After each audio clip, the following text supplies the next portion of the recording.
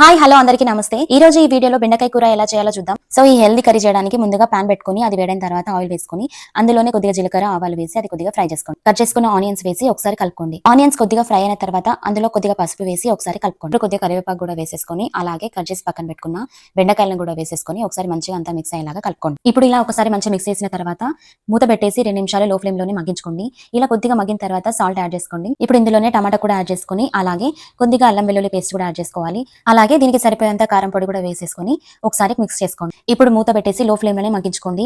మధ్య మధ్యలో మూత తీస్తూ మనం ఒకసారి ఇలా కలుపుకుంటూ మూత పెట్టుకొని మళ్ళీ ఉడికించుకోవాలన్నమాట. ఇలా బెండకాయ మొత్తం ఉడికే వరకు మనం ఇదే ప్రాసెస్ ని కంటిన్యూ చేయాలి. 80% ఇవన్నీ ఉడికిన తర్వాత కొద్దిగా ధనియా పౌడర్ యాడ్ చేసుకొని అలాగే కొద్దిగా కొత్తిమీర కూడా యాడ్ చేసుకోండి. ఇప్పుడు ఒకసారి కలుపుకొని మళ్ళీ 2 నిమిషాలు లో ఫ్లేమ్ లోనే మగ్గించుకోండి. బెండకాయ జిగురుతోనే మనం అలాగే కర్రీ చేయాలనుకున్నాం కాబట్టి లాస్ట్ లో కొద్దిగా అడుగున మాడిపోయినట్టు అనిపిస్తుంది, కానీ అది మాడిపోయింది కాదు, కర్రీ మాత్రం మాడిపోయిన స్మెల్ రాదు, కొద్దిగా జిగురు అంటుకుంటుంది అంతే. 2 మినిట్స్ తర్వాత మనం స్టవ్ ఆఫ్ చేసేసుకోవచ్చు.